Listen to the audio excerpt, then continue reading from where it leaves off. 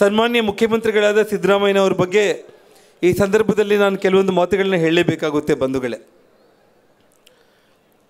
ಈ ಹಿಂದೆ ನಮ್ಮ ಸರ್ಕಾರ ಅಂದರೆ ಭಾರತೀಯ ಜನತಾ ಪಕ್ಷ ನೇತೃತ್ವದ ಸರ್ಕಾರ ಇರುವಂಥ ಸಂದರ್ಭದಲ್ಲಿ ಒಂದು 100 ಕೋಟಿ ಹಣವನ್ನು ಅವರು ಸ್ಯಾಂಕ್ಷನ್ ಮಾಡಿದರು. ಆದರೆ ಅವರು ತರಾತುರಿಯಲ್ಲಿ ಯಾವುದೇ ಒಂದು ಹಣ ಬಿಡುಗಡೆ ಆಗಿದ್ದಿಲ್ಲ. ಆದರೆ ಹೊಸ ಸರ್ಕಾರ ಸಿದ್ದರಾಮಯ್ಯವರ ನೇತೃತ್ವ ಬಂದ ಮೇಲೆ ಅಸೆಂಬ್ಲಿಯಲ್ಲಿ ಮೊದಲ ಭಾಷಣ ನಂದಾಗಿದ್ದು, ದಯಮಾಡಿ ತಾವು ಅಂಜನಾದ್ರಿಯ ಹನುಮಂತನ ಮತ್ತು ಆ ಪ್ರವಾಸೋದ್ಯಮ ಅಭಿವೃದ್ಧಿ ಆಗೋದಕ್ಕೆ ನನಗೆ ತಾವು ಸಹಕಾರ ನೀಡಿ ಅಂದ ತಕ್ಷಣ ಆ 100 ಕೋಟಿ ಹಣಕ್ಕೆ ಏನು ವ್ಯವಸ್ಥೆ ಬೇಕೋ ಅದನ್ನು ಮಾಡಿದರು. ಎರಡನೇದಾಗಿ ಮೊನ್ನೆ ಅವರು ಬಡ್ಜೆಟ್ ಘೋಷಣೆ ಮಾಡುವಂಥ ಸಂದರ್ಭದಲ್ಲಿ ನಾನು ನಿಜವಾಗ್ಲೂ ಕೂಡ ಅವ್ರ ಹತ್ರ ಹೋಗಿ ಯಾವುದೇ ಒಂದು ಮನವಿ ಪತ್ರವನ್ನು ನಾನು ಕೊಟ್ಟಿದ್ದಿಲ್ಲ.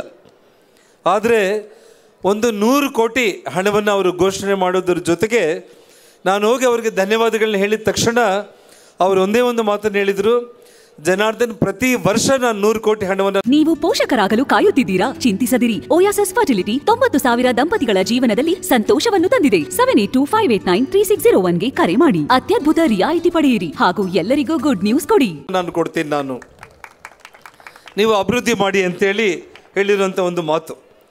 ಮತ್ತು ರಾಮಲಿಂಗಾರೆಡ್ಡಿಯವರು ಇಲ್ಲಿ ಹನುಮಮಾಲ ಒಂದು ಉತ್ಸವಕ್ಕೆ ಬಂದಾಗ ಸಹೋದರ ತಂಗಡಿಗೆ ಮತ್ತು ನಾನು ಇಬ್ಬರು ಕೂಡ ಕುಂತಿದ್ದೀವಿ. ಅವರು ಹೇಳಿದರು 500 ಕೋಟಿ ವೆಚ್ಚದಲ್ಲಿ ಅಂಜನಾದ್ರಿಯನ್ನು ಮುಜರಾಯಿ ಇಲಾಖೆ ವತಿಯಿಂದ ಅಭಿವೃದ್ಧಿ ಮಾಡೋದಕ್ಕೆ ನಾವು ಬದ್ಧರಾಗಿದ್ದೀವಿ ಅಂತ ಹೇಳಿದರು. ಜೊತೆಯಲ್ಲಿ ಪ್ರವಾಸೋದ್ಯಮ ಸಚಿವರಾಗಿರುವಂಥ HK ಪಾಟೀಲರು ಕೂಡ ನಾವು ಅದಕ್ಕೆ ಬದ್ಧರಾಗಿದ್ದೀವಿ ಅಂತ ಹೇಳಿರುವಂಥ ಒಂದು ಮಾತು ಬಂಧುಗಳೇ.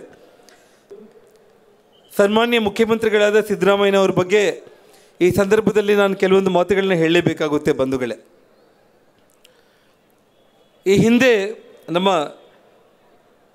ಸರ್ಕಾರ ಅಂದರೆ ಭಾರತೀಯ ಜನತಾ ಪಕ್ಷ ನೇತೃತ್ವದ ಸರ್ಕಾರ ಇರುವಂಥ ಸಂದರ್ಭದಲ್ಲಿ ಒಂದು 100 ಕೋಟಿ ಹಣವನ್ನು ಅವರು ಸ್ಯಾಂಕ್ಷನ್ ಮಾಡಿದರು. ಆದರೆ ಅವರು ತರಾತುರಿಯಲ್ಲಿ ಯಾವುದೇ ಒಂದು ಹಣ ಬಿಡುಗಡೆ ಆಗಿದ್ದಿಲ್ಲ. ಆದರೆ ಹೊಸ ಸರ್ಕಾರ ಸಿದ್ದರಾಮಯ್ಯವರ ನೇತೃತ್ವ ಬಂದ ಮೇಲೆ ಅಸೆಂಬ್ಲಿಯಲ್ಲಿ ಮೊದಲ ಭಾಷಣ ನಂದಾಗಿದ್ದು, ದಯಮಾಡಿ ತಾವು ಅಂಜನಾದ್ರಿಯ ಹನುಮಂತನ ಮತ್ತು ಆ ಪ್ರವಾಸೋದ್ಯಮ ಅಭಿವೃದ್ಧಿ ಆಗೋದಕ್ಕೆ ನನಗೆ ತಾವು ಸಹಕಾರ ನೀಡಿ ಅಂದ ತಕ್ಷಣ ಆ 100 ಕೋಟಿ ಹಣಕ್ಕೆ ಏನು ವ್ಯವಸ್ಥೆ ಬೇಕೋ ಅದನ್ನು ಮಾಡಿದರು. ಎರಡನೇದಾಗಿ ಮೊನ್ನೆ ಅವರು ಬಡ್ಜೆಟ್ ಘೋಷಣೆ ಮಾಡುವಂಥ ಸಂದರ್ಭದಲ್ಲಿ ನಾನು ನಿಜವಾಗ್ಲೂ ಕೂಡ ಅವ್ರ ಹತ್ರ ಹೋಗಿ ಯಾವುದೇ ಒಂದು ಮನವಿ ಪತ್ರವನ್ನು ನಾನು ಕೊಟ್ಟಿದ್ದಿಲ್ಲ.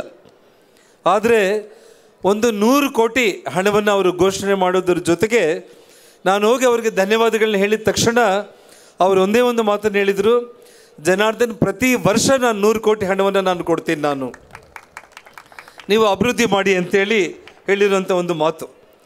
ಮತ್ತು ರಾಮಲಿಂಗಾರೆಡ್ಡಿಯವರು ಇಲ್ಲಿ ಹನುಮಮಾಲ ಒಂದು ಉತ್ಸವಕ್ಕೆ ಬಂದಾಗ ಸಹೋದರ ತಂಗಡಿಗೆ ಮತ್ತು ನಾನು ಇಬ್ಬರು ಕೂಡ ಕುಂತಿದ್ದೀವಿ.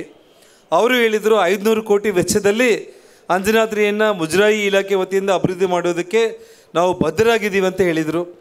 ಜೊತೆಯಲ್ಲಿ ಪ್ರವಾಸೋದ್ಯಮ ಸಚಿವರಾಗಿರುವಂಥ HK ಪಾಟೀಲರು ಕೂಡ ನಾವು ಅದಕ್ಕೆ ಬದ್ಧರಾಗಿದ್ದೀವಿ ಅಂತ ಹೇಳಿರುವಂಥ ಒಂದು ಮಾತು ಬಂಧುಗಳೇ.